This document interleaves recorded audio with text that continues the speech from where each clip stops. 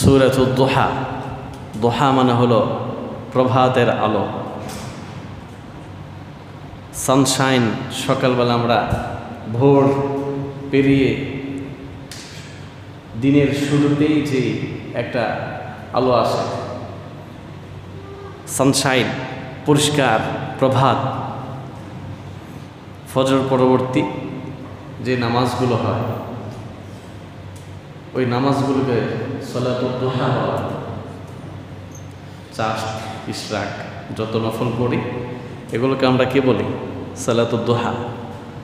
মানে প্রথম প্রহরের আলোটা, প্রথম সকালের আলো যেটা, সেটাকে দোহা বলে। আবার অনেক মুফাসসিরিন কেরাম বলেছেন যে গোটা দিনের আলোটাকেই দোহা বলা হয়। দিনের আলো মানেই নতুন একটি দিন, নতুন একটি কর্মজীবন, নতুন একটি ব্যস্ততা, নতুন একটি আনন্দমুখর পরিবেশ। অন্ধকার সরে যে আলো আসা মানেই আমাদের জীবনের আরেকটি অধ্যায় শুরু হয়, আরেকটি কর্মজীবন শুরু হওয়ার অপেক্ষায় আমরা থাকি, ঠিক না? আল্লাহ তাআলা সূরাতুদ দুহা কেন নাজিল করলেন? প্রেক্ষাপটটা কি? কেন্দ্রীয় আলোচ্য বিষয়টা কি? আল্লাহ তাআলা এই সূরাটি কেন নাজিল করেছেন এবং এই সূরাটি কতটা গুরুত্বপূর্ণ? এতটাই গুরুত্বপূর্ণ যে হযরতে মুআয ইবনে জাবাল রাদিয়াল্লাহু তাআলা আনহু তিনি একদিন মাগরিবের নামাজে ইমামতি করছিলেন। তো মাগরিবের নামাজ শুরু করলেন সূরা বাকারা, কোরআনের সবচেয়ে ছোট সূরা নাকি? সূরা বাকারা শুরু করছেন, মাত্র 288 আয়াত, 286টি আয়াত। তো সাহাবায়ে কেরাম পিছনে যারা আছেন, ওই জামানায় তো এরকম ছিল না যে সাহাবায়ে কেরাম কি করতেন, ওয়াজ মাহফিল করতেন, মাদ্রাসায় পড়াতেন, মসজিদে ইমামতি করতেন, বাস। প্রত্যেক সাহাবায়ে কেরামই কর্ম করে খেতেন, খাটনি করে খেতেন। কারণ তৎকালীন সময় এত মুসলিম ছিল না যে মসজিদ অনেক দরকার, মুসলমানের সংখ্যায় মাত্র কয়েকজন। এখন সাহাবায়ে কেরামের যুগ, হযরত আবু বকর সিদ্দিক রাদিয়াল্লাহু তাআলা আনহু থেকে এই প্রথাটা চালু হয়েছে যে না, যিনি ইমাম খতিব হবেন, যিনি ধর্মীয় কাজে ব্যস্ত থাকবেন, তার তো অন্য ক্ষেত্রগুলোতে ব্যস্ত হয়ে গেলে সমস্যা। যেমন ইমাম খতিবের কোনো বেতন নাই, তো টাইম মতো না আসলে তার কোনো দায়িত্ব আছে? দায়িত্ব নেই। সে বলবে যে আমার ইনকাম করার জন্য আমি অমুক জায়গায় ব্যস্ত আছে, আপনারা নামাজ চালায় না। দেখা যাবে মসজিদে নামাজ পড়ার মতো লোক পাওয়া যাবে না। নামাজ কে পড়াবে, কে ইমামতি করবে? কারণ প্রত্যেকেরই তো কর্ম করতে হয়। যারা আপনারা কর্মজীবী, আপনার কি এক মসজিদে নামাজ পড়া বাধ্যতামূলক না? যখন যেখানে সময় হয় তখন সেখানেই পড়া যায়। তো যাই হোক, প্রাসঙ্গিক আলোচনা। তো মুআয ইবনে জাবাল রাদিয়াল্লাহু তাআলা আনহু তিনি মাগরিবের নামাজে সূরা বাকারা পড়তেছেন। সাহাবায়ে কেরাম পিছনে যারা, তারা ক্লান্ত শ্রান্ত, সারাদিনের পরিশ্রম করে মাগরিবের নামাজ, মাগরিবের সুন্নত কেরাত মূলত হলো সূরা জিলজাল থেকে নাস পর্যন্ত, এটা হলো সুন্নত কেরাত। এর ভিতর থেকে মাগরিবের কেরাত পড়া সুন্নত।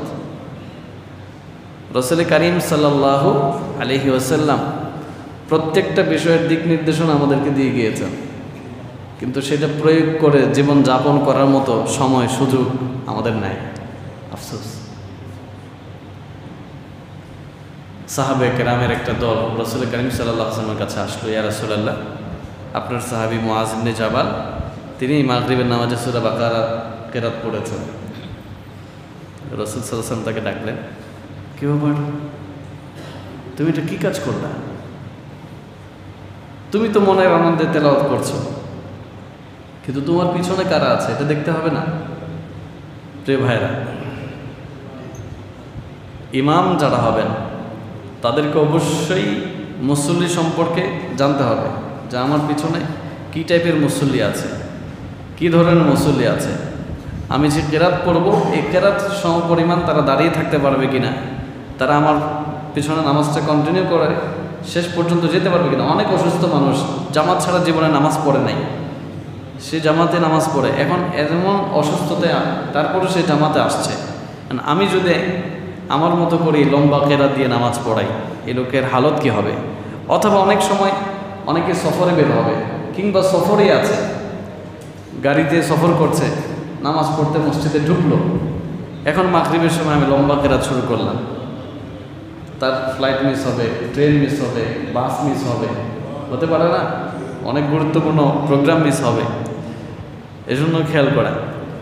তো রাসূল করিম সাল্লাল্লাহু আলাইহি ওয়াসাল্লাম হযরতে মুআজ ইবনে জাবালকে ডাক দিয়ে বললেন যে তুমি কি সূরা ফজর, সূরা শামস, সূরা দুহা, সূরা আলা, সূরা লাইল এই সূরাগুলো দেখো না, এগুলো তেলাওয়াত করবা। মানে তার জন্য বাকারার তুলনায় এগুলো অনেক সংক্ষিপ্ত। আর আমাদের জন্য কি সূরা জিলজাল থেকে নাস পর্যন্ত যে কয়টা সূরা আছে এই সূরাগুলো দিয়ে মাগরিবের নামাজ পড়ানো সুন্নত। বরং ফায়দা হলো কি, যারা কন্টিনিউ মাগরিবের নামাজের তেলাওয়াতটা মনোযোগ দিয়ে শুনবে, মনোযোগ সহকারে শুনতে শুনতে একটা সময় কি হবে, অনেক মুসল্লির এগুলো মুখস্থ হয়ে যায়। তো কয়েকটা সূরার নাম বললেন, তার মধ্যে সূরাতুদ দুহা আছে। সূরাতুদ দুহার অনেক ফজিলত। যারা ডিপ্রেশন, যারা হতাশায় আছেন, যারা ডিপ্রেশনে আছেন, যাদের জীবনের অশান্তি কাটে না, হতাশা কাটে না, ডিপ্রেশন কাটে না, সারাক্ষণ বুকের ভিতরে চাপা কষ্ট, কাউকে বলতে পারেন না, আপনার জন্য সূরা দুহা আশার আলো, দুঃখের সুখ, অশান্তির শান্তি। সূরা দুহাটা তেলাওয়াত করবেন, দেখবেন আপনার হৃদয়ের মধ্যে এক অন্যরকম অনুভূতি, প্রশান্তি আসতেছে। সুবহানাল্লাহ। এবং আরও ফজিলত আছে এই সূরার, ইনশাআল্লাহ শেষে আরও এক দুইটা ফজিলত আছে। অনেকগুলো ফজিলতের মধ্যে সবচেয়ে আকর্ষণীয় একটা ফজিলত আছে, ইনশাআল্লাহ শেষ দিকে বলে দেব। তো সূরা দুহা কোরআনুল কারীমের 93 নম্বর সূরা। কত নাম্বার? আপনারা যদি কথা বলেন একটা ক্লাসের মতো, যেহেতু তাফসির হবে, আপনারা এখান থেকে কিছু নিয়ে গেলে তাফসিরের সার্থকতা হাসিল হবে। এজন্য উলামায়ে কেরাম ছাড়া যারা আছেন তারা একটু আমার সঙ্গে সঙ্গে কথা বললে ইনশাল্লাহ আলোচনা সুন্দর হবে।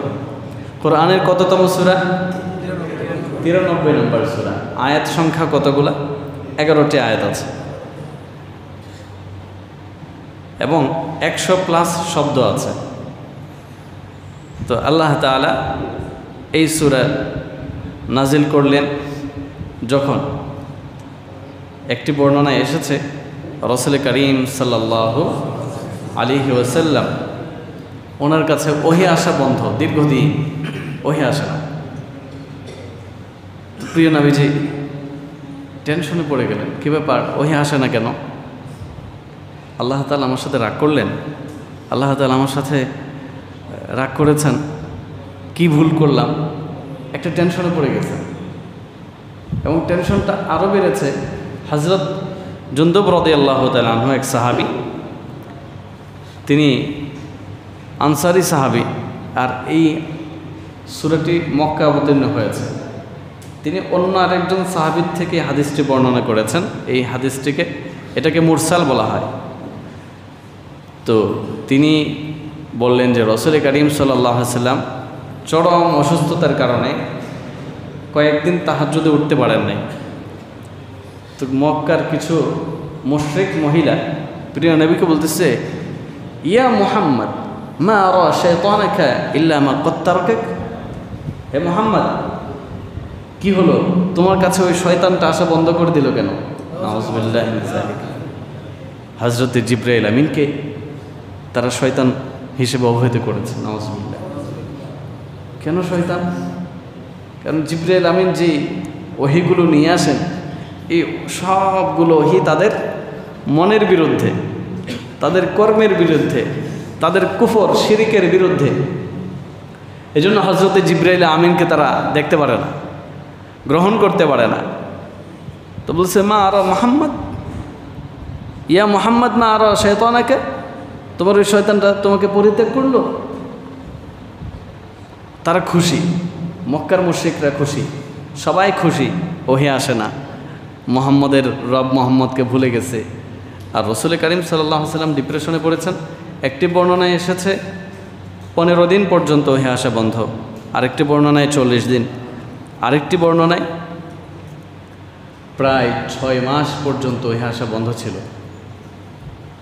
এখন এখানে একটা ঘটনা আছে। ঘটনাটা হলো রসুল করিম সাল্লাল্লাহু আলাইহি ওয়াসাল্লামকে কিছু প্রশ্ন করা হয়েছিল। তিনি বলেছিলেন যে আমি বলবো। তো আল্লাহ তাআলা একটা আয়াত নাযিল করলেন, বিসমিল্লাহির রহমানির রহিম, ولا تقولن لشيء إني فاعل ذلك غدا إلا أن يشاء الله।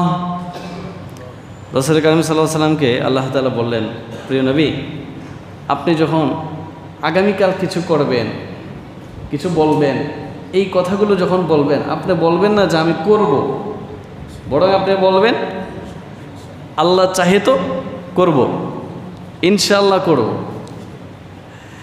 এক ঘটনা তো এরকম আমরা শুনি। এক আল্লাহর বান্দা বাজারে যাচ্ছে, জিজ্ঞেস করলেন ইমাম সাহেব, ভাই কোথায় যান? বাজারে গরু কিনতে যায়। ভাই ইনশাল্লাহ বলেন। ধর্মিয়ে পকেটে টাকা আছে, বাজারে গরু আছে, ইনশাল্লাহ বলবো কেন? তো এবার বাজারে গেছে, গরুর দাম করছে, দাম করে পকেটে হাত দিয়ে দেখে টাকা নাই। হ্যাঁ, টাকা কোথায় গেল? এখন বলতেছে টাকা হারায় গেল, ইনশাল্লাহ গরু কিনতে পারলাম না, ইনশাল্লাহ। ব্যাক করতেছি, ইমাম সাহেব জিজ্ঞেস করলো, ভাই আপনার গরু কোথায়? হুজুর টাকা হারায় গেছে ইনশাল্লাহ, গরু কিনতে পারি না ইনশাল্লাহ, আবার কখনো কিনবো ইনশাল্লাহ। বলতেছে ভাই সব হারিয়ে ইনশাল্লাহ যত জিকিরই করেন আমার তো লাভ নাই, ইনশাল্লাহ সময় মতো বলা উচিত। তো আমাদেরও কাজ, ইবাদত বন্দেগী সময় মতো করা উচিত। একেবারে নিথর দেহ, নিঃশব্দ, প্রাণহীন এক লাশ হয়ে সালাতের জন্য আফসোস করা, ইবাদত বন্দেগীর জন্য আফসোস করা, সুন্নাহ পালনের জন্য আফসোস করা, বুকা ছাড়া আর কিছুই নয়। আল্লাহ রাব্বুল আলামিন অনেকদিন পর যখন ওহী নাজিল করতে শুরু করলেন, সূরা দুহাটা দিয়ে আল্লাহ তাআলা 2টি কসম খেয়েছেন। আচ্ছা, আল্লাহ তাআলার কসম খাওয়ার কি প্রয়োজন? আল্লাহ যেটা বলবেন সেটাই তো সত্য, মহান রব যেটা বলবেন ওইটাই তো ওহী। আল্লাহ পাকের কোনো কিছু কসম খেয়ে বলার প্রয়োজন নাই। কিন্তু আমরা অনেক সময় আমাদের কোনো ফ্রেন্ড সার্কেল কিংবা আপনজন একটা কাজ করলো বা একটা কিছু করবে, ভাই কসম আমি এই কাজটা করি না, এরকম বলে না, মানে আশ্বস্ত করার জন্য, বেশি আশ্বস্ত হওয়ার জন্য। ও আচ্ছা, কসম যেহেতু বলছে সেহেতু এটা কি? যদিও আল্লাহ পাক রব্বুল আলামিন তো সাধারণভাবে বললেই হয়ে যেত। আল্লাহ তাআলা এমন 2টা জিনিসের কসম খেয়েছেন যে 2টা জিনিস আমাদের জীবনের সবচাইতে গুরুত্বপূর্ণ এবং আমাদের জীবনের সাথেও সম্পৃক্ত, আমাদের হায়াত মত সব কিছুর সাথে সম্পৃক্ত, আমাদের ডে বাই ডে, রাত বাই রাত, সপ্তাহ, মাস, বছর সব কিছুর সাথে সম্পর্ক। আল্লাহ তাআলা বললেন, ওয়াদ-দুহা ওয়াল-লাইলি ইযা সাজা মা ওয়াদ্দা'আকা রাব্বুকা ওয়া মা ক্বালা। আল্লাহ রাব্বুল আলামিন বললেন, পয়গম্বর, সকাল, আলোকিত সকালের কসম, প্রভাতের কসম, দুহার কসম। সকাল মানেই হলো হৈ হুল্লোড়, শব্দমুখর, কর্মমুখর পরিবেশ। মুফাসসিরিন কেরাম বলে এটাকে হায়াত বোঝানো হয়েছে, মানুষের জীবন বোঝানো হয়েছে এই সকালকে, অথবা আলোকিত সকালকে, দিনকেই বোঝানো হয়েছে। রাত শেষে দিন আসা মানেই নতুন আরেকটি কর্মজীবনের সূচনা। এরপর আল্লাহ বললেন, ওয়াল-লাইলি ইযা সাজা, নিঝুম রজনীর কসম, রাত্রি নিথর, রাত যখন নিথর হয়ে যায়, নিথর মানে নিঃশব্দ, একেবারে নিস্তব্ধ, গুটগুটি অন্ধকার, এই রাতের কসম। দেখুন সারাক্ষণ যদি আলো থাকে ভালো লাগবে? একেবারে সব সময় আলো, ভালো ঘুম হবে না, ভালো পরিবেশ হবে না। আবার সারাক্ষণ অন্ধকার, তাও ভালো লাগবে না। আল্লাহ তাআলা পয়গম্বরকে বললেন, পয়গম্বর আপনার আবার এই আলোকে ওহির সাথে তুলনা করা হয়েছে। সব সময় যদি আপনার কাছে ওহি আসে আপনি সেটা অ্যাকসেপ্ট করতে পারবেন না, আপনি সেটা ভার বহন করতে পারবেন না, আপনার ফিজিক্যালি অনেক প্রবলেম দেখা দিবে। কারণ কি? কারণ প্রথম যখন ওহি নাজিল হয় তখন রাসূল করিম সাল্লাল্লাহু আলাইহি ওয়াসাল্লামকে আম্মাজান খাদিজাতুল কুবরা রাদিয়াল্লাহু তাআলা আনহা তিনি একের পর এক চাদর দিয়ে প্রিয় নবীকে কি করলেন? জড়িয়ে ধরলেন। তারপর নবীজির কাঁপুনি বন্ধ হচ্ছে না। এই কাঁপুনি কিসের কাঁপুনি ছিল? ওহি আসার কাঁপুনি। আল্লাহ রাব্বুল আলামিন বললেন, ইন্না সানুলকি আলাইকা কওলান সাকিলা। এটা বড় হেভি ওয়েট, ওজনওয়ালা। ওহিটা বড় কি? হেভি ওয়েট, অনেক বেশি ওজন। আম্মা জানরা বলেন, শীতের দিন যখন ওহি আসতো তখন আমরা সবাই গরম কাপড় দিয়ে আমাদের শরীরগুলোকে ঢেকে রাখতাম। আর আল্লাহর পয়গম্বর সরকারে দু আলম মুহাম্মাদুর রাসূলুল্লাহ সাল্লাল্লাহু আলাইহি ওয়াসাল্লাম ওহি আসার সঙ্গে সঙ্গে গায়ের কাপড়গুলো সব সরিয়ে ফেলতেন। কপাল ঘেমে যেত, শরীর থেকে ঘাম টপ টপ করে বেয়ে পড়ত। এক সাহাবী বলেন, একদিন প্রিয় নবী আমার কোলের মধ্যে আমার রানের মাথা দিয়ে শুয়ে আছেন, আর ওই সময় হযরতে জিবরাইল চলে আসছে। আমি বুঝলাম প্রিয় নবীর সঙ্গে জিবরাইল আমিনের কথোপকথন হচ্ছে, নিঃসন্দেহে কোনো ওহী আসছে। তিনি বলেন, আমি এতক্ষণ পর্যন্ত প্রিয় নবীর মাথা আমার রানের উপর রাখতে কোনো কষ্ট হলো না, কিন্তু যেই প্রিয় নবী চোখ খুলে জিবরাইলের সঙ্গে কথা বলা শুরু করলেন, জিবরাইল নতুন কোনো ওহী দিচ্ছে, মনে হলো আমার রানের মধ্যে কেউ যেন কয়েকশো কেজি ওজনের বস্তা রেখে দিয়েছে, আমার হাড্ডিগুলো ফেটে যাচ্ছিল। সুবহানাল্লাহ! কত কোরআনের কত ওজন! লাউ আনজালনা হাযাল কুরআন আলা জাবালিন লারাআইতাহু খাশিআম মুতাসাদ্দিআম মিন খাশিয়াতিল্লাহ। আল্লাহ তাআলা আসমানকে কোরআন দিতে চাইলেন, আসমান অস্বীকৃত জানিয়ে দিল, আসমান অস্বীকার করল, আল্লাহ আমি কোরআনের ভার বহন করতে পারবো না। পাহাড়কে দিতে চাইলেন, পাহাড় নিল না। কারণ পাহাড় আর আসমান যদি কোরআনকে গ্রহণ করত, আসমান আর পাহাড় চিরচির হয়ে যেত, ভেঙে টুকরো টুকরো হয়ে যেত। সুবহানাল্লাহ! কোরআন সাধারণ জিনিস না, কোরআন সাধারণ জিনিস না, এ বড় অসাধারণ জিনিস। কিন্তু এইগুলো সাধারণ কেউ গ্রহণ করতে পারে না। যারাই অসাধারণ তারাই কোরআন গ্রহণ করতে পারে, যারাই সমাজের সবচেয়ে দামি মানুষ তারাই কোরআন গ্রহণ করতে পারে। সুবহানাল্লাহ! এরপর দোহা মানে মানুষের হায়াতকে বোঝানো হয়েছে। মানুষের হায়াত যতক্ষণ থাকবে, মানুষের শব্দ থাকবে, কর্মমুখর জীবন থাকবে। আর ওয়াল্লাইলি ইযা সাজা, মানুষের নিথর দেহ, নিঃশব্দ প্রাণহীন লাশকে বোঝানো হয়েছে। আবার দোহাকে ওহী বোঝানো হয়েছে। আর ওয়াল্লাইলি ইযা সাজাকে আল্লাহ রাব্বুল আলামিন ওহীবিহীন এই সমাজ, অন্ধকারাচ্ছন্ন সমাজ, আল্লাহ এটা বোঝালেন যে ওহী আসলেই সব আলোকিত, ওহী ছাড়া সব অন্ধকার। যেখানেই কোরআনের ছোঁয়া লেগেছে সেখানেই আলো, যেখানেই কোরআনের ছোঁয়া নাই সেটাই অন্ধকার। এই আলো আর অন্ধকারের পার্থক্য যারা বুঝতে পারে তারাই হলো মুমিন। দেখুন পৃথিবীর ইতিহাসে আপনি দেখাতে পারবেন না যে কোথাও কোন রাষ্ট্রে কোনো ধর্মীয় শিক্ষায় শিক্ষিত, আমি আলেম নাম বলছি না, ধর্মীয় শিক্ষায় শিক্ষিত কোরআনের আলোয় আলোকিত কোনো মানুষ দ্বারা কখনোই মানুষ হত্যা হবে না, কখনোই ধর্ষণ হবে না, কখনোই চুরি চামারি হবে না, কখনোই ডাকাতি হবে না, কখনোই অর্থ লুণ্ঠন হবে না, কখনোই ব্যাংক লুট হবে না। ঠিক আছে? এগুলো কাদের মাধ্যমে হয়?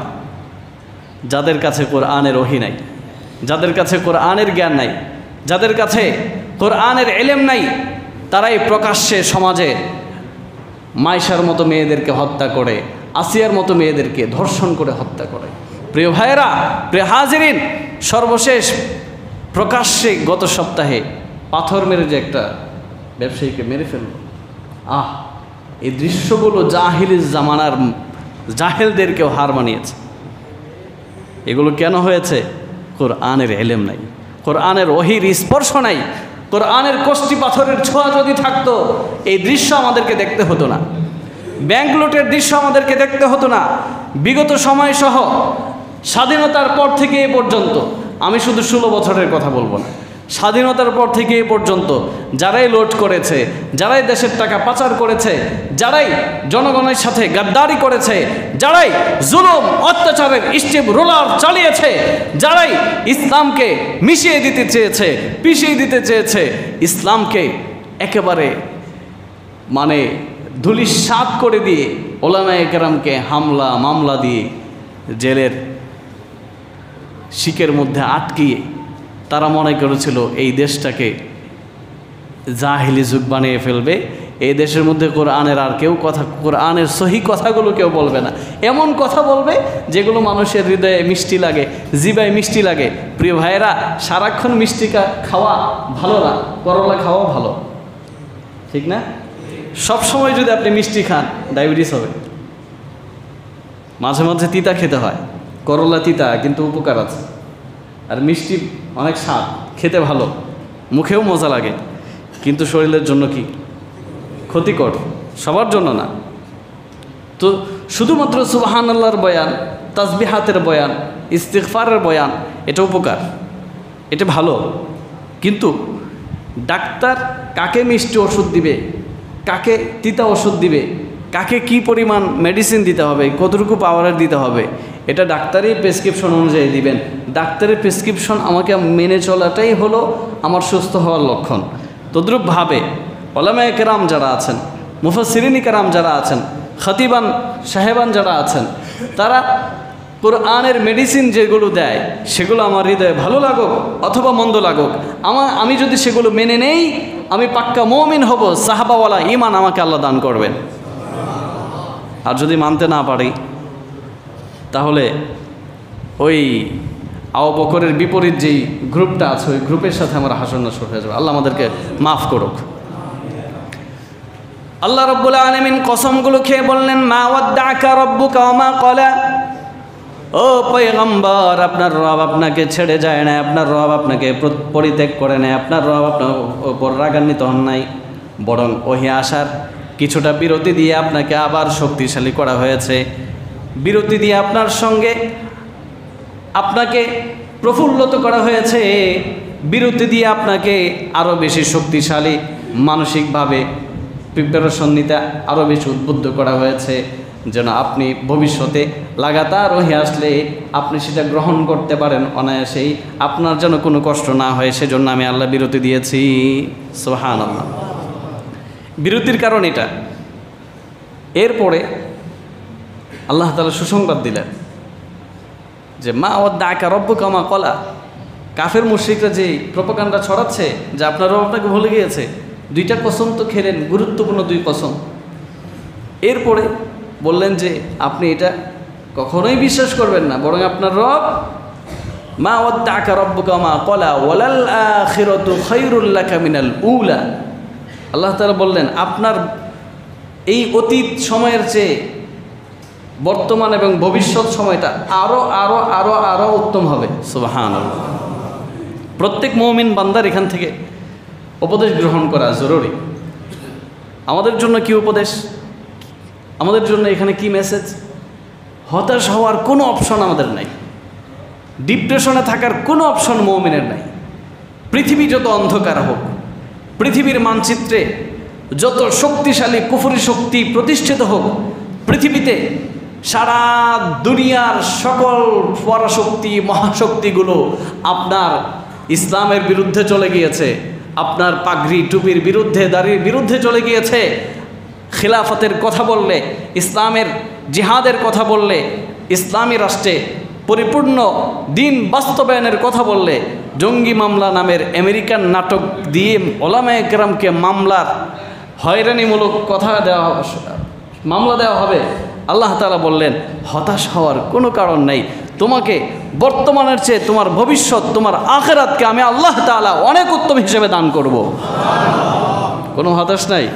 আপনি যেই কষ্টটা পাবেন, আপনি যেই মুসিবতে পড়বেন, আল্লাহ তাআলা ঠিক ইন্না মাআল উসরি ইউসরা ফাইন্না মাআল উসরি ইউসরা, আল্লাহ বলেন বান্দা এক কষ্ট দিয়ে তোমাকে আমি দুইটি আনন্দ দান করব। একটা কষ্ট দিব তোমাকে, তুমি কোরআন মেনে চলো, সুন্নাহ মেনে চলো, তোমার বিবিকে পর্দায় রাখো, বিবিকে ঘরের মধ্যে রাখতেছো, মেয়েকে পর্দায় রাখতেছো, সমাজের মানুষ তোমাকে ছোট বলে, খাটো বলে, বলে যে তোমার বউ সুন্দর না তাই বের করো না। গায়রতহীন, যার মধ্যে ইমানের কমজোরি আছে, সেই না এই কাজ করে। যে পুরুষ, সাহাবায়ে কেরাম কেমন পুরুষ ছিল জানেন? তারা তাদের বিবি, এক সাহাবীর একটা সংকট দেখা দিল, অর্থ সংকট। তো পরিবার থেকে বলা হলো আমরা যে উটটা ব্যবহার করি সে উটটা বিক্রি করে দেন। অর্থাৎ তার ফ্যামিলি মেম্বার, তার ওয়াইফ, মেয়েরা যে উটে আরোহণ করতো সে উটটা বিক্রি করতে বলা হলো। তিনি সাথে সাথে উটটাকে এনে জবাই করলেন, করে গোশত খেয়ে ফেললেন। বললো এটা বিক্রি কেন করলেন না? বললো তোমরা যেই উটে সওয়ার হও, যে উটের মধ্যে আরোহণ করো, সেটা নিয়ে অন্য কোনো পুরুষ সে উটে বসবে, সে উট ব্যবহার করবে, এটা আমি বরদাস্ত করতে পারি না। এটা হচ্ছে গায়রত, এটা হচ্ছে মুমিনের ইমানের কুওয়াত। এটা অনেকের কাছে অনেক রকম মনে হবে, এটা আবার কেমন কথা। প্রিয় হাজিরিন, সাহাবায়ে কেরাম দ্বীন ইসলামের জন্যে কতটা কোরবানি করতেন। এক সাহাবী ছিল যার নাম হলো হযরত জুলাইবিব রাদিয়াল্লাহু তাআলা আনহু। এই সাহাবীর মা নাই, বাবা নাই, ঘর নাই, বাড়ি নাই, আসমান হলো তার ছাদ আর জমিন হলো তার বিছানা। এই সাহাবী হাতের তালুর মধ্যে পানি নিয়ে পানি পান করতেন। পানি পান করার জন্য কোনো পাত্র তার ছিল না। এই সাহাবীর কোনো আত্মীয় স্বজন নাই, বংশ পরিচয় নাই। রাত যেখানেই হতো সেখানেই ঘুমিয়ে যেত। মানুষ যে খাবারগুলো ফেলে দিত ডাস্টবিনে, ওই ডাস্টবিন থেকে কুড়িয়ে কুড়িয়ে পাওয়া খাবারগুলো খেয়ে বেঁচে থাকতো। যেদিন ডাস্টবিনে কোনো খাবার থাকতো না, খাবার না খেয়ে দিন কাটতো। রাতের বেলা খাবার না পেলে না খেয়ে রাত কাটতো। এমন সাহাবীকে আল্লাহর নবী জিজ্ঞাসা করলেন, জুলাইবিব এদিকে আস। সাহাবায়ে কেরামকে ডাক দিয়ে বললেন, তোমরা কি জুলাইবিবকে চিনো? ইয়া রাসূলুল্লাহ, ইয়া হাবিবাল্লাহ, জুলাইবিবকে আমরা চিনি না, জুলাইবিবের পরিচয় তো আমরা জানি না। বলল ও হলো আমার বন্ধু। সুবহানাল্লাহ। আল্লাহর নবীর কথা শুনে সাহাবায়ে কেরাম নড়ে চড়ে বসলেন। এমন কুৎসিত কালো চেহারার জীর্ণ শীর্ণ শরীরের অধিকারী, ঘর নাই, বাড়ি নাই, দুয়ার নাই, এমন সাহাবী রসুলের বন্ধু। রসুল হযরত জুলাইবিবকে ডাক দিয়ে বললেন, জুলাইবিব তুমি কি বিয়ে করবা না? জুলাইবিব বলল, ইয়া রাসূলুল্লাহ, ইয়া হাবিবাল্লাহ, আমি কিভাবে বিয়ে করব প্রিয় নবী?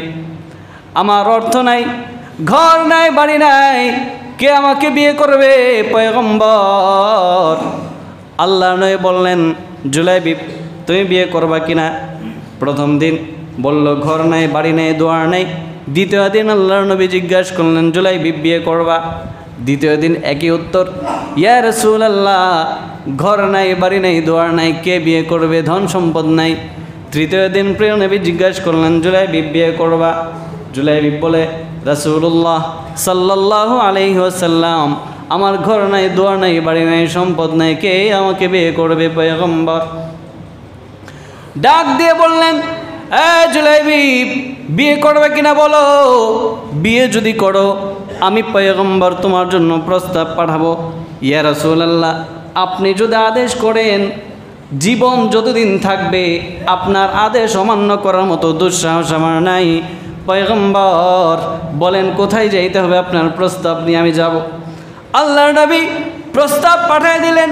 মদিনার হুর হিসাবে যেই নারীকে সবাই জানতো, মদিনার হুর বলা হতো, জান্নাতি রমণীদের মতো তার বৈশিষ্ট্য ছিল, এমন একজন সুশ্রী মদিনার হুরের কাছে আল্লাহর নবী, ঘর নাই, বাড়ি নাই, দুয়ার নাই, সম্পদ নাই, এই সাহাবী জুলাইবিবকে পাঠিয়ে দিলেন, জুলাইবিব যাও, আল্লাহ তাআলার পক্ষ থেকে আমি তোমার জন্য ওই পাত্রীকে গ্রহণ করার জন্য পাঠালাম, তুমি আমার প্রস্তাব নিয়ে ওখানে পেশ করো।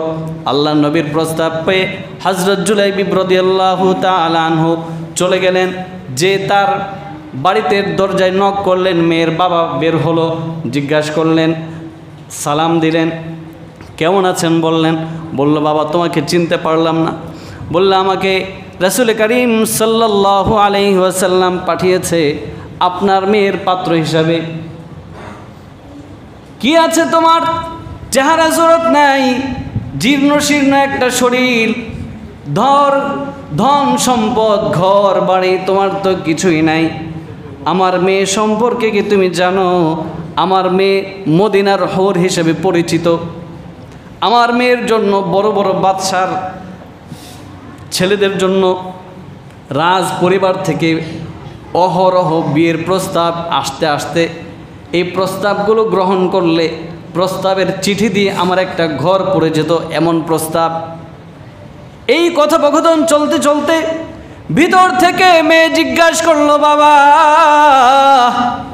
কার সঙ্গে কথা বলো? কি হয়েছে বুঝলাম না, কি তোমাদের গন্ডগোল? এবার মেয়ের বাবা মেয়েকে বলতেছে, ও মা, মারে রাগ করিস না, তোর জন্য আল্লাহর হাবিব সাল্লাল্লাহু আলাইহি ওয়াসাল্লাম একজন পাত্র পাঠিয়েছে।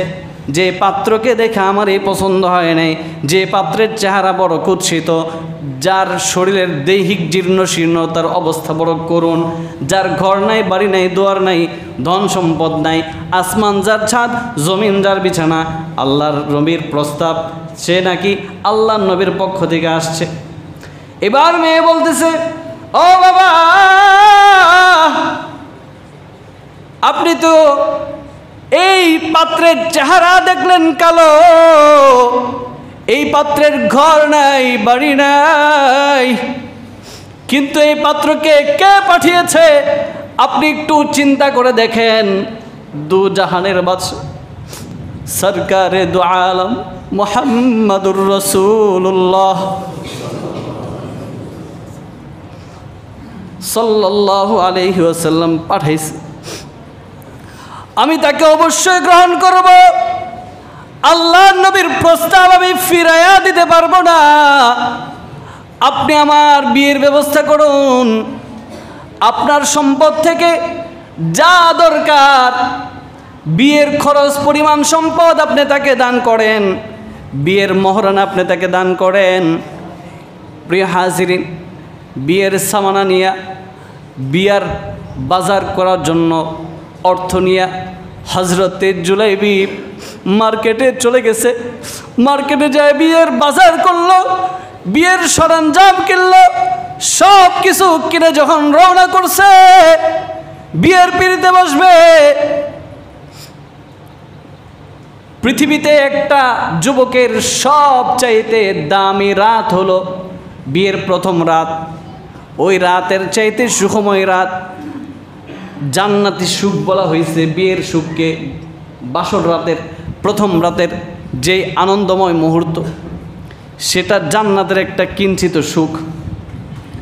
হযরত জুলাইবিব সে আনন্দে আত্মহারা, আমার মতো কুৎসিত চেহারা, ঘর নাই, বাড়ি নাই, এমন সাহাবী আল্লাহর নবীর এমন সাহাবী আমি বিয়ের পিড়িতে বসলাম, নবীজির উসিলায় অনেক কিছু ভাবতে ভাবতে হাঁটতেছেন, হঠাৎ করে কানে আওয়াজ আসছে, আল্লাহর সৈন্যরা কোথায়? আল্লাহর পয়গম্বর যুদ্ধের ময়দানে চলে গেছে, কাফের মুশরিকদের সঙ্গে লড়াই চলতেছে। হযরতে জুলাইবিবের সাথে কানে আওয়াজ আসার সঙ্গে সঙ্গে বাসর রাত ভুলে গেছে। হযরতে জুলাইবিব বিয়ের কথাই ভুলে গেল, মদিনার হুরের কথা ভুলে গেছে। বিয়ের সরঞ্জামগুলো দোকানের মধ্যে ফেরত দিয়া ওই টাকা দিয়া তলোয়ার কিনে যুদ্ধের ময়দানে দৌড় দিয়েছে। দৌড় দিয়ে যুদ্ধ করতে করতে যুদ্ধ যখন শেষ, আল্লাহর নবী বলল, সুহাদা যারা শহীদ হয়েছে তাদের লাশগুলো আমার কাছে নিয়ে আসো, আমি একটু আমার শহীদ সাহাবীদের লাশগুলো দেখি। সব সাহাবীরা তো পরিচিত, তাই সবার লাশগুলো নিয়ে আসছে, কিন্তু জুলাইবিবকে তো কেউ চিনে না। আল্লাহর নবীর লাশগুলো দেখে বলতেছেন, আমার জুলাইবিব কই রে, আমার জুলাইবিব কই? এই তোমরা জুলাইবিবকে খুঁজে আনো, জুলাইবিব কোথায়? খুঁজতে খুঁজতে এক কর্নারে জুলাইবিবের লাশ পাওয়া গেল, ক্ষত বিক্ষত দেহ। আল্লাহর নবী জুলাইবিবের চেহারার মধ্যে চুমু খেলেন, জুলাইবিবকে কোলের মধ্যে শোয়ালেন, শুয়ে বললেন, জুলাইবিব রে, আমি তো তোকে বিয়ের জন্য পাঠাইছিলাম, তুই যুদ্ধের ময়দানে চলে আসলি। চোখের পানি ছেড়ে দিছেন যে তোর এই জীর্ণ শীর্ণ দেহ দিয়ে তুই 7টা মুশরিককে কতল করে তারপর তুমি শহীদ হয়েছ। আল্লাহর নবী যখন জুলাইবিবকে কবরে শুয়ায় দিলেন, আল্লাহর নবীর চেহারা ঘুরায় নিলেন। সাহাবায়ে কেরাম জিজ্ঞাসা করলো, ইয়া রাসূলুল্লাহ, ইয়া হাবিবাল্লাহ, আপনি চেহারা কেন ঘুরায় নিলেন? তো সাহাবায়ে কেরামকে প্রিয় নবী বলতেছে, আমি এজন্যই চেহারা ঘুরিয়ে নিয়েছি, আমার সাহাবী জুলাইবিবকে ইস্তেকবাল করার জন্য জান্নাতের হুর গিলমান চলে আসছে। আরো জোরে সুবহানাল্লাহ। জুলাইবিব লজ্জা পাচ্ছে, তাই আমি আমার চেহারা ঘুরায় নিলাম। জুলাইবিবকে গ্রহণ করার জন্য জান্নাতের হুররা চলে আসছে। ওহো প্রিয় হাজিরিন, ও যুবক, ও মুসলমান ভাইরা, আজকে আকসা আমাদেরকে ডাকছে, ফিলিস্তিন আমাদেরকে ডাকছে, আরাকান আমাদেরকে ডাকছে, পৃথিবীর প্রান্তে প্রান্তে মুসলিম বোনেরা আমাদেরকে ডাকছে। আহা আফসোস, একজন জুলাইবিবের অভাব, একজন মুহাম্মদ বিন কাসিমের অভাব, একজন খালেদ বিন ওয়ালিদের অভাব, একজন সুলতান সালাউদ্দিন আইয়ুবীর অভাব। কবে হবে সেই দিন? কবে আসবে সেই দিন? আমরাও আমাদের সব কিছুকে বিসর্জন দিয়ে আল্লাহর দ্বীনের জন্যে জুলাইবিবদের মতো কোরবান হতে পারবো। আল্লাহ তাআলা সেই হিম্মত কুওয়াত আমাদেরকে কখন দান করবেন? যখন আমরা কুরআন মতো জীবন চালাবো, দিন চালাবো, রাত চালাবো, বিয়ে শাদী সব কিছুর মধ্যে কুরআনের বাস্তবায়ন হবে, তখন এই পৃথিবীর সকল বেঈমানরা মুসলমানদেরকে ভয় পাওয়া শুরু করবে। যখন ফজরে এরকম মুসল্লি হবে, তখন ইসলামের বিজয় সুনিশ্চিত। আপনার যুদ্ধ করতে যাওয়া লাগবে না, আপনি শুধু ফজরে আসেন মসজিদে, আপনার যুদ্ধে যাওয়ার দরকার নাই। সময় মতো ছেলে মেয়েকে বিয়ের ব্যবস্থা করুন। এই যে বিয়ে, হযরত জুলাইবিবের বিয়ে কত সহজ বিয়ে, আর আমাদের সমাজের বিয়ে কত কঠিন। 10 লক্ষ 15 লক্ষ টাকার কাবিন, 5 লক্ষ টাকার কাবিন, এছাড়া নাকি বিয়ে হয় না। ভাই এত টাকা কাবিন কেন? হুজুর যদি কোনো অঘটন ঘটে, তার মানে আপনি নিয়তিই করছেন অঘটনের, তো ঘটনা কেমনে ঘটবে না? ঘটনা ছাড়া কেমনে থাকবে? ঘটনা তো হবেই, কারণ নিয়ত হলো ভিতরে যদি অঘটন ঘটে। তো এই যদি কেন আসবে? হাদিস শরীফে এসেছে, যত মহরণা যত কম, খরচ যত কম, সুখ শান্তি তত বেশি। দেখুন, এক বাবা তার মেয়েকে বিয়ের জন্য দেখতে আসবে, পাত্রপক্ষ কথাবার্তা সব ফাইনাল, 3 জন আসবে দেখতে, আসছে 15 জন। কয়জন? বৃষ্টির দিন চিন্তা করলো 15 জন লোক চলে আসছে, যেহেতু চলেই আসছে অতএব ব্যবস্থা তো করা দরকার। সন্তানদেরকে বাজারে পাঠাইলো, গরু খাসি মুরগি যা আছে নিয়ে আসো, জলদি বাজারে যাও। বাস ভিজে টিজে বাজারে গেল, যে কিছুই পেল না, বড় বাজারে চলে গেল মোটর সাইকেল দিয়ে, এনে রান্না টান্না করে, বৃষ্টি পড়ছে, শীতের দিন, এরপরও ঘেমে যাচ্ছে বাবা, মেয়েটার বাবা কত পেরেশান। 15টা লোক আসছে, খাবার দাবার সব রেডি করে সামনে দিয়েছে, বেড়ে বেড়ে সব ছোট ছোট বাচ্চাদেরকে খাবে না বলতেছে, খাবো না, আবার দিতেছে, ডাবল দিতেছে, খাও খাও, বেশি করে খাও, খেতে না পারলে অসুবিধা নেই। এরপর নষ্ট টষ্ট করে বাস খাবার দাবার কমপ্লিট। মেয়ে সামনে আসছে, মেয়ে দেখে বলতেছে, মেয়ে তো একটু শ্যামলা, মেয়ে তো একটু খাটো, মেয়ে তো একটু এরকম, সাথে সাথে রিজেক্ট করে দিয়েছে সামনে সামনে। তো বলতেছে, আপনারা মেয়ে খাটো, মেয়ে শ্যামলা, এই কথা তো আপনাদেরকে আগেই জানানো হয়েছে এবং আপনাদেরকে এডিটবিহীন একটা ছবি আপনাদেরকে দেখানো হয়েছে, তারপর আপনারা কেন আসলেন? আসাটা অপরাধ হয়ে গেছে, আপনাদের মেয়েকে দেখতে আসা আমাদের অপরাধ হয়ে গেছে। তো বলতেছে, না, অপরাধ হয় নাই, আমাদের অপরাধ হয়েছে যে আমরা এখনও জুতা খুলে আপনাদেরকে মারিনি। ঠিক কিনা? বাবারে, ছেলের বাবা হইলে এত পাওয়ার বুঝে থাকতে হয়। আল্লাহ মাফ করেন, বিয়েকে সহজ করুন, সমাজ সুন্দর হবে। এই সমাজ সংস্কারের মূল পয়েন্ট আসা দরকার। এখন যে সংস্কার চলতেছে, আপনার শান্তি প্রতিষ্ঠা, অপরাধ বন্ধের মূল পয়েন্ট দরকার হলো এই সমাজে বিয়েকে সহজ করে দেওয়া। তাহলে ইনশাল্লাহ কি হবে? সমাজ অনেক অনেক অনেক বেশি অপরাধ কমে যাবে এবং শান্তি প্রতিষ্ঠা হবে। এরপর ফজরের মুসল্লি বাড়ানো, ফজর বাড়া মানে অন্য সব বক্তে বেড়ে যাবে। ফজরে আপনারা আসেন, ফজর এরকমভাবে উপস্থিত হতে সময় লাগবে না, চুরি বাটপাড়ি সব কিছু বন্ধ হতে সময় লাগবে না। আল্লাহ আমাদেরকে তৌফিক দান করেন। জি, এরপর আল্লাহ তাআলা বললেন, ওয়ালা সাউফা ইউতিকা রাব্বুকা ফাতারদা, ও পয়গম্বর, আপনার রব আপনাকে এত এত পরিমাণ দিবেন, অতীতের চেয়েও আপনার ভবিষ্যতের নিয়ামত এত বেশি যে আপনি অনেক বেশি খুশি হয়ে যাবেন। সুবহানাল্লাহ। এরপর আল্লাহ তাআলা বললেন, আলাম ইয়াজিদকা ইয়াতীমান ফাআওয়া, আল্লাহ যে দিবেন এটার কিছু বর্ণনা আল্লাহ তাআলা রসুলকে দেওয়া নিয়ামতের কথা স্মরণ করাচ্ছেন।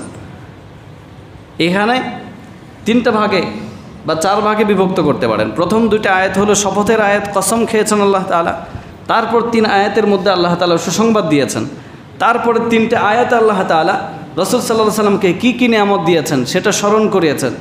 এরপরে 3 আয়াতে আল্লাহ রাব্বুল আলামিন পয়গম্বর হাবিব সাল্লাল্লাহু আলাইহি ওয়াসাল্লামকে নির্দেশ দিয়েছেন, কর্ম পরিকল্পনা দিয়েছেন। আমরাও ইনশাআল্লাহ এই পরিকল্পনা নিয়েই সমাজে বাস্তবায়ন করবার চেষ্টা করব তো ইনশাআল্লাহ। তাহলে প্রথম 2টি আয়াত শপথের, এরপরে সুসংবাদ। কী সুসংবাদ দিলেন? আল্লাহ আপনাকে ভুলে যায় নাই। কী সুসংবাদ দিলেন?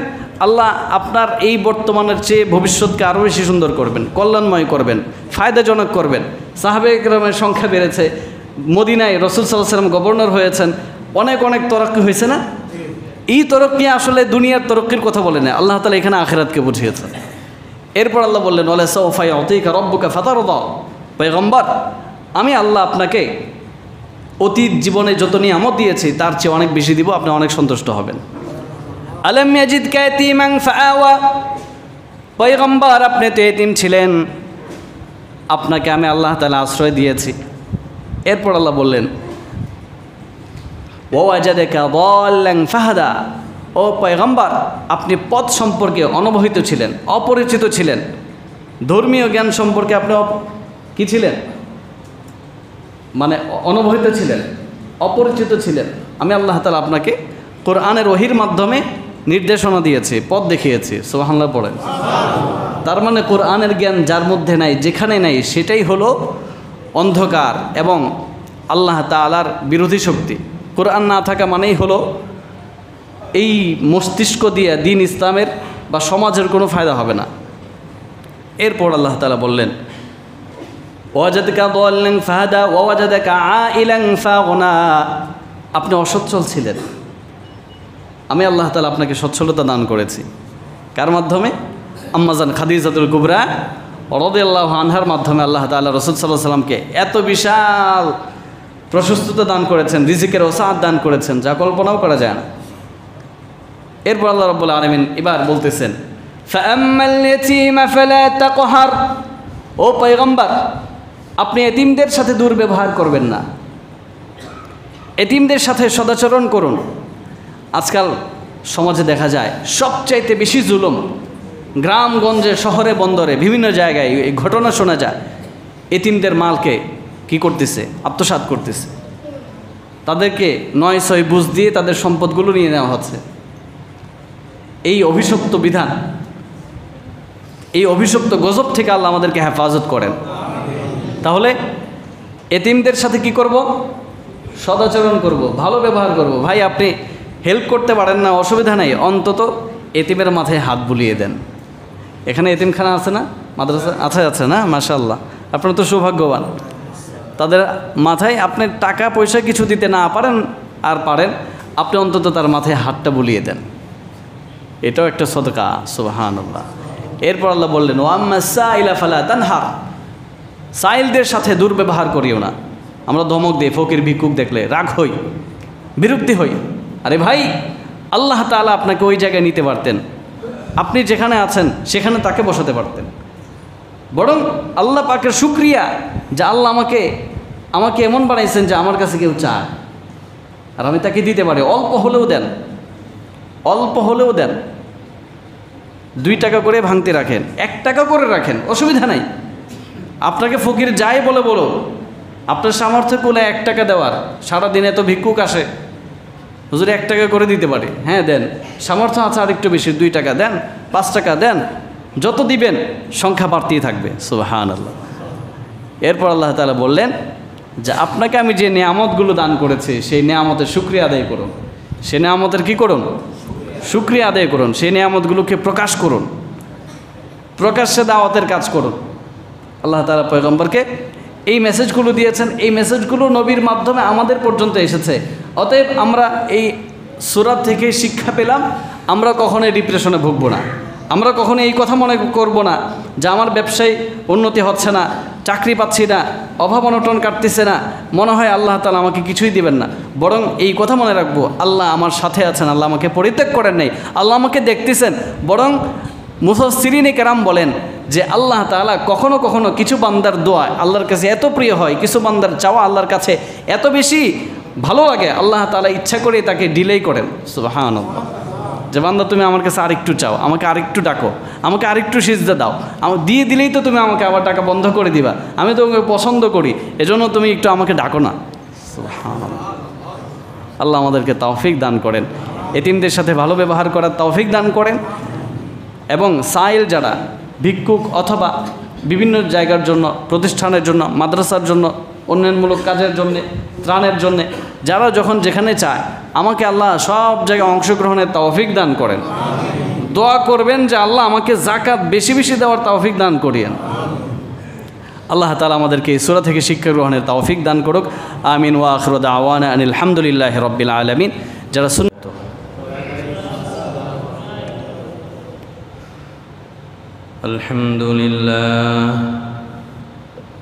আলহামদুলিল্লাহ নাহমাদুহু ওয়া নাস্তাঈনুহু ওয়া নাস্তাগফিরুহু ওয়া নু'মিনু বিহি ওয়া নাতাওয়াক্কালু আলাইহি ওয়া নাউযু বিল্লাহি মিন শুরুরি আনফুসিনা ওয়া মিন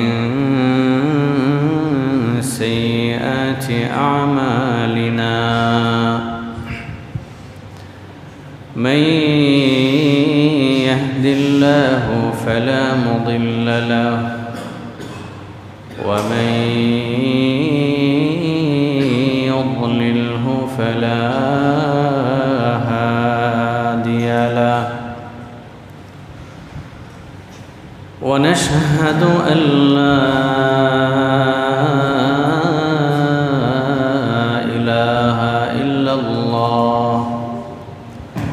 وحده لا شريك له ونشهد أن سيدنا وسندنا وحبيبنا ومولانا محمدا عبده ورسوله الذي أرسله بالحق بشيرا ونذيرا وداعيا إلى الله بإذنه وسراجا منيرا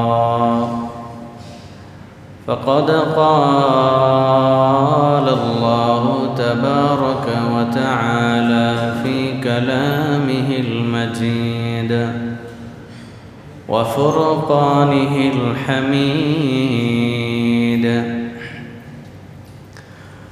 أعوذ بالله من الشيطان الرجيم. بسم الله الرحمن الرحيم.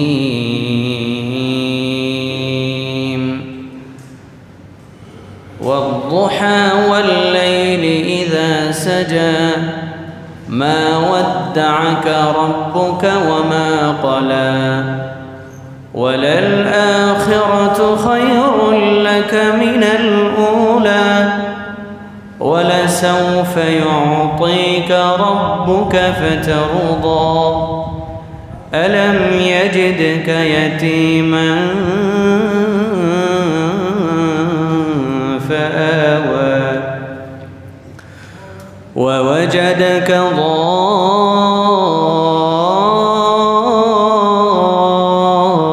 ضالا فهدى ووجدك عائلا